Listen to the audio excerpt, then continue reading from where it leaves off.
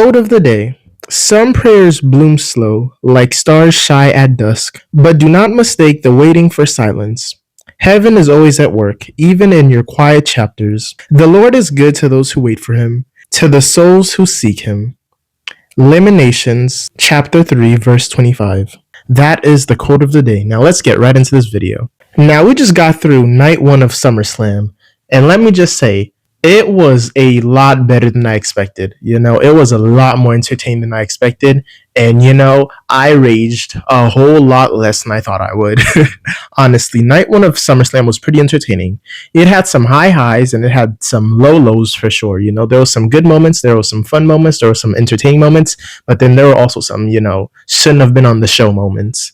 But overall, though, I really did enjoy night 1. It was entertaining. There was some shocking moments. There were good matches. The crowd was lively. I mean, like, the atmosphere and everything. Night 1 was better than I expected. Let me just leave it at that, And let's just get right into the breakdown, into the review. So, night 1 SummerSlam, our first match on the card was, it was Roman Reigns and Jey Uso, 4 letters, 1 word, Yeet Man Jey Uso, and the OTC Roman Reigns versus the Brawns, Braun Breaker and Bronson Reed. And it was pretty funny, actually. At the beginning of the match, Roman Reigns comes out with his whole, his OTC, persona, the whole OTC, character. He comes out with the Ula Fala. And then after that, the Brawns make their entrance, and then Bronson Reed comes out with his Shula Fala. He comes out with Roman Reigns' Jordans, his J's wrapped around his neck. I was like, that was so funny. And Bronson Reed called himself the Tribal Thief, and he's coming out with the Shula Fala. And I found that so funny. I really like this little, side story, this little side quest, But anyhow, though, that happened.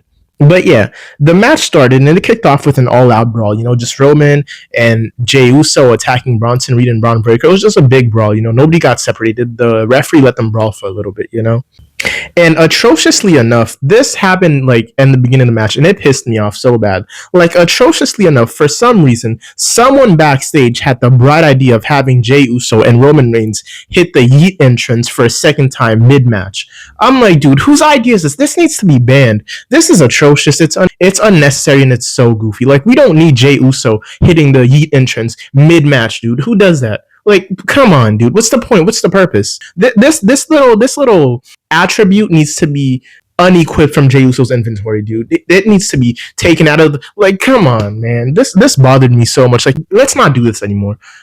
I'm not enjoying this. I don't think the fans are enjoying this. This is like, man, this is rage bait at this point. But after that atrocity happened, there was so many crazy spots in this match, actually. This match was, this match was pretty entertaining for what it was, but during this match, I felt like there was something missing. Like, there was just like something that wasn't clicking. There was just something missing, something that should have been there that wasn't there.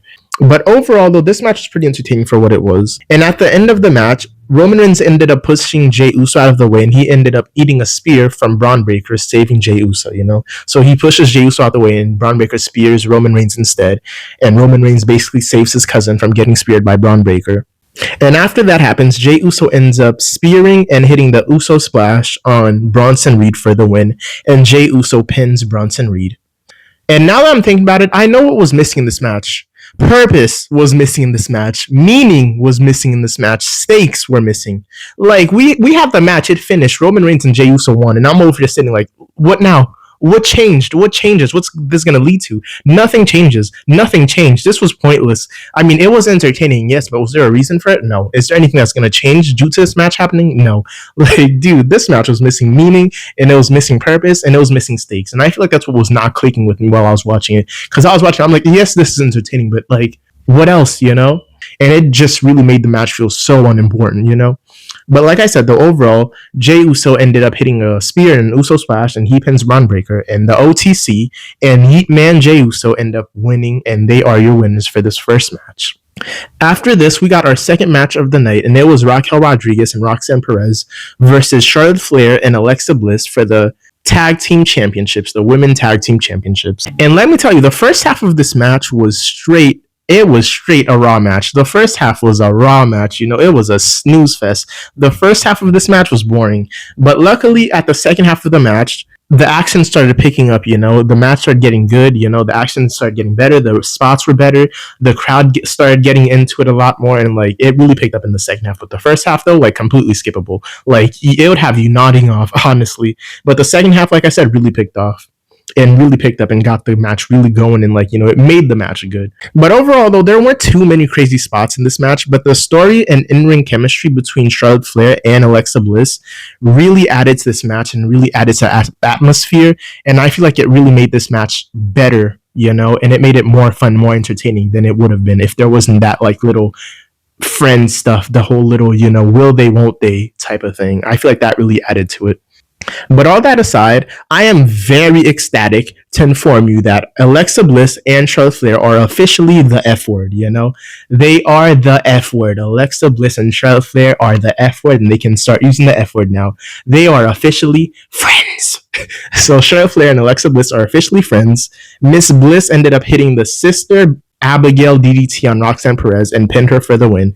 And we have your new women's tag team champions, the Queen, Charlotte Flair, and Miss Blister, Alexa Bliss. They are your new women's tag team champions. And this was the outcome I wanted, and we finally got it, and I'm so happy.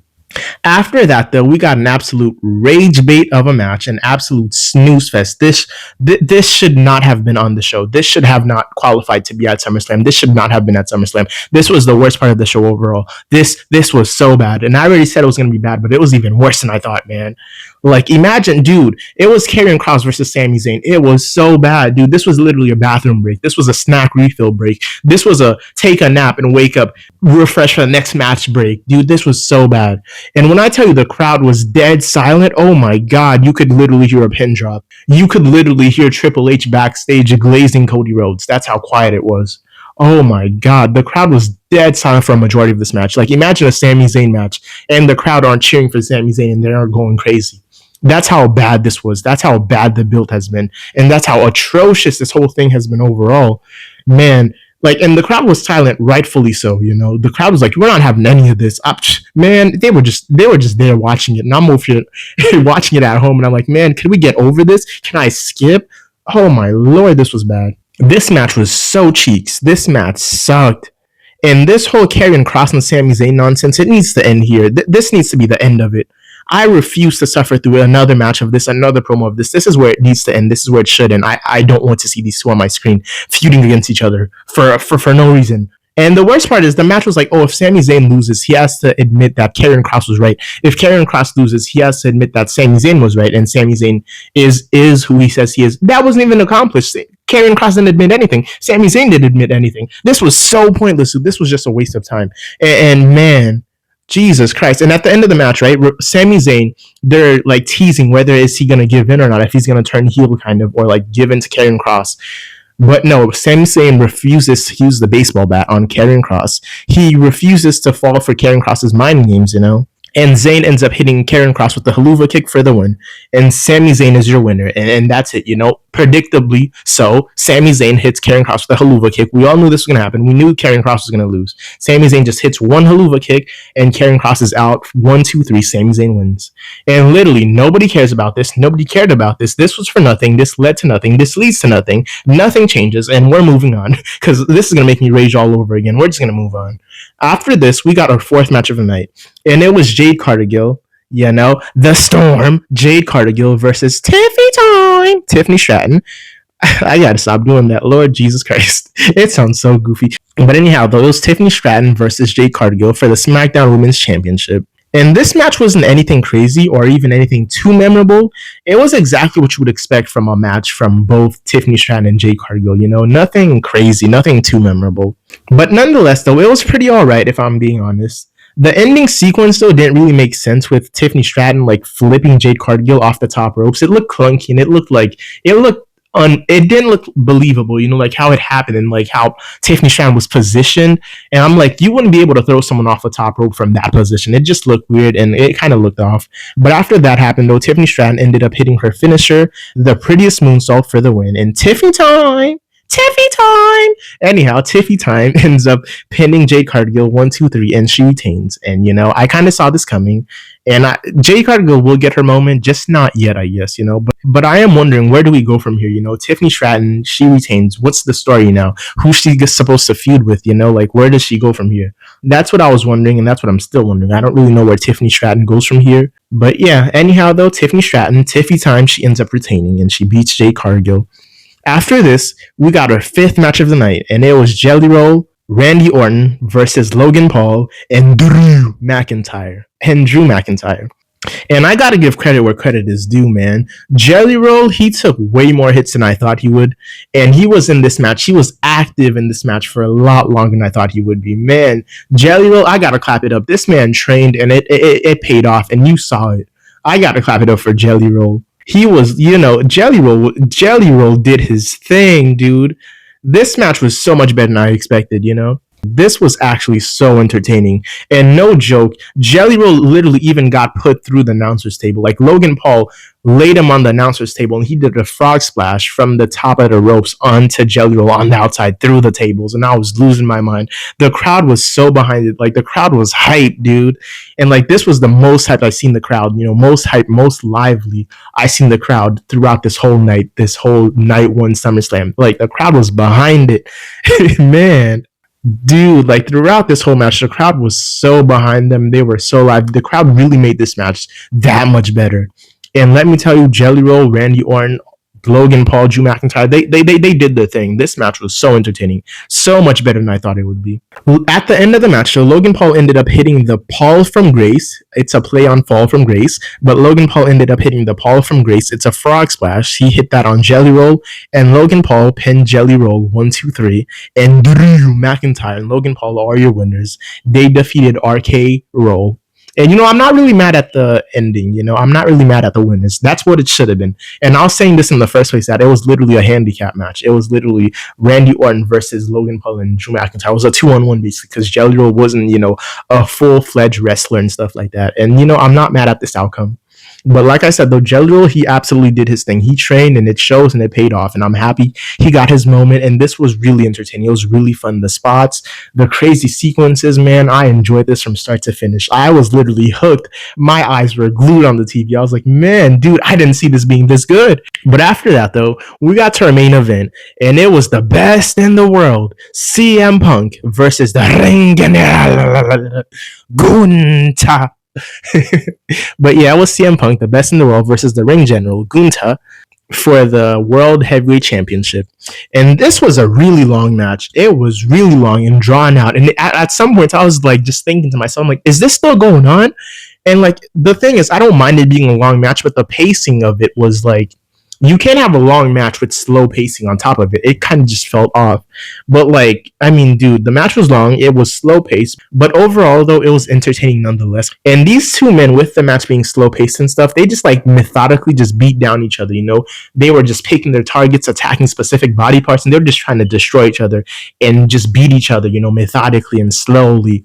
And like that was literally the purpose of this, and like that was the story they were telling. These men just want to destroy each other, and they're taking their time, and they're savoring every punch, kick, hit, slam, chop, and stuff like that. But near the end of the match, though, Gunther ended up getting busted open pretty bad. He was standing on the announcer's table, and CM Punk pulled his legs out from under him. Gunther just went face first onto the announcer's table, onto the floor, and he ended up getting busted open pretty bad. And they said it was potentially his nose that got busted open. I don't know if it was his nose or his head or what it was, but like Gunther was like busted open for the like remainder of the match, and it looked gnarly. It looked really bad. After Gunther got busted open, though, CM Punk took advantage of it. Gunther was like, he was dazed, he was stunned, and CM Punk took advantage of it. He hit 2 GTSs back to back on Gunther, and he pins Gunther for the win. And we have your new World Heavyweight Champion, the best in the world, CM Punk. He is your new World Heavyweight Champion, and dude, I'm so happy CM Punk won. And I was celebrating so loud, dude. I popped. I was like, you know what? Yes, CM Punk finally did it. He got the World Heavyweight Championship back. And while I'm celebrating, while I'm happy, while I'm ecstatic, and I'm jumping around my room, out of nowhere, we hear, "Burn it down!" We hear Seth Rollins' theme song hits. I was like, oh no, don't do this to me. Not my boy. Let him celebrate. At least let him hold the championship for one Raw appearance. And then Seth Rollins comes out. He comes out on crutches and he just holds up the briefcase and he turns to leave. And I was like, oh, okay. Seth Rollins basically just came out to play mind games. That's cool. Okay, I'm fine. That's fine. I'm okay with this. And Seth Rollins turns to leave. And while Seth Rollins is making his way back up the ramp, he just all of a sudden he stops. He drops the crutches and he turns around and he looks at CM Punk. He takes off the knee brace, and it's confirmed that Seth Rollins' injury was a hoax. It wasn't a real injury, and if it was a real injury, it wasn't as serious as WWE was trying to portray it to be. Seth Rollins drops the crutches, and he just runs down the ramp with his Money in the Bank briefcase. He absolutely beats CM Punk with it. He smacks CM Punk in the face with the briefcase. He hits CM Punk in the back of the head with it. He beats down CM Punk with his Money in the Bank briefcase. And then Seth Rollins cashes in the briefcase. He hits a curve stomp on CM Punk, pins CM Punk. 1, 2, 3. And Seth Rollins is your new World Heavyweight Champion. I'm happy, but I'm mad at the same time, dude, because I was so excited for CM Punk. And at least, both of them won. Technically, both of them won technically. CM Punk still won his championship. He still got his moment. And Seth Rollins won too. So I'm not too mad at it, but I was like, dude, I knew it was going to happen. I called it. I knew it was going to happen. So I'm not too shocked, but I'm still like, man, really? But this is going to be good, though. This is going to lead to a whole nother story of CM Punk completely hating Seth Rollins' guts, So this is a good thing.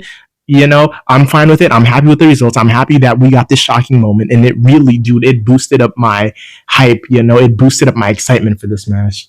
And I'm happy this happened. And after Seth Rollins pins CM Punk, the Brawns come out and they celebrate with CM Punk. And Paul Heyman is just standing there. He's laughing at CM Punk. Seth Rollins is standing tall, holding up the championship. And they sit down in the CM Punk pipe bomb pose. And that's how the whole segment ends. And dude, I'm telling you, when Seth Rollins came out, I was like, no. I'm happy and I'm sad at the same time. I'm happy and distraught. I'm excited and distraught, dude. I was like, man, I know it's about to happen, but I don't want it to happen. But I don't want it to not happen, And I'm like, this is what wrestling's about, This is what wrestling should be. These are the feelings you should be experiencing. But yeah, that's how the show ends. Seth Rollins cashes in his Money in the Bank briefcase, and he pins CM Punk 1, 2, 3. But overall, though, night one of SummerSlam, it had its highs and its lows. SummerSlam night one had some high highs and some low lows, like I said. But giving props and credit where credit is due, it was overall very entertaining. And I would rate night one of SummerSlam a solid 7 out of 10.